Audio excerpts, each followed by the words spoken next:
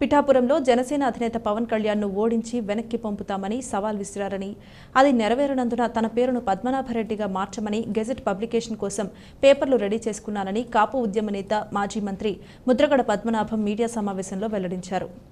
కిర్లంపూడిలో ఆయన మాట్లాడుతూ, సవాలులో నేను ఓడిపోయాను కాబట్టి నా పేరు మార్చుకోవడానికి సిద్ధమవుతున్నానని వ్యాఖ్యానించారు. జనం కోసం కష్టపడ్డ ముఖ్యమంత్రి వైఎస్ జగన్మోహన్ రెడ్డిని గౌరవించకపోవడం బాధాకరమని పేర్కొన్నారు. నా రాజకీయ ప్రయాణం జగన్తోనే కొనసాగుతుందని స్పష్టత ఇచ్చారు. జగన్ సంక్షేమ కార్యక్రమాలను ప్రజలు ఎందుకు ఆదరించలేదో తెలియడం లేదని అన్నారు.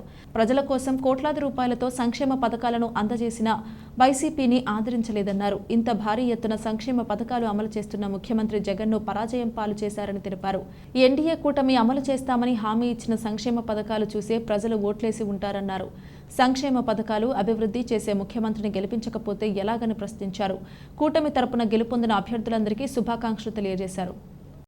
ఈ మధ్య జరిగిన ఎన్నికల్లో పరాజయం జగన్మోహన్ రెడ్డి గారికి వచ్చింది.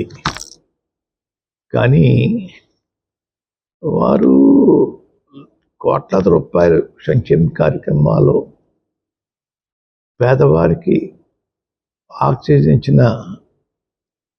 ముఖ్యమంత్రి ఎవరంటే జగన్మోహన్ రెడ్డి గారు.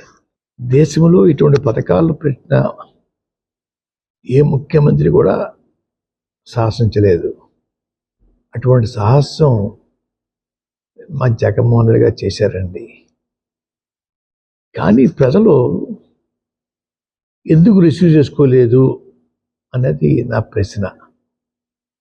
సంక్షేమం కన్నా అభివృద్ధి మీద ఇంట్రెస్టా, లేకపోతే వీరు పెట్టిన సంక్షేమ పథకాలను మించిపోయి ఎదుటి పార్టీ వారు పెట్టడం వల్ల అటు మొగ్గారా అన్నది పెద్ద ప్రశ్న అండి.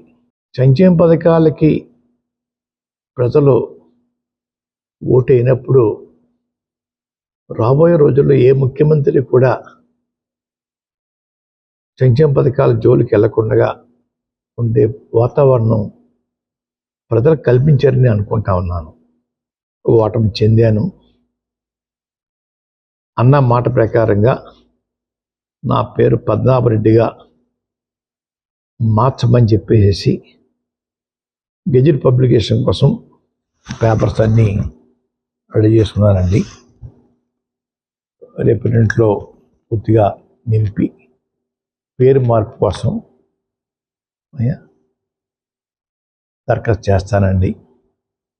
ఆల్రెడీ అన్నీ ఫిలప్ అయిపోయి ఇంకా తర్వాత ఉంటే చూసుకుని వారు మీద విసిరిన సవాల్కి నేను ఓటమి చెందాను కాబట్టి, చెందితే పద్మనాభరెడ్డిగా మార్చుకుంటా అని చెప్పి అన్నాను కాబట్టి ఆ మాటకి నేను కట్టుబడి ఉన్నాను.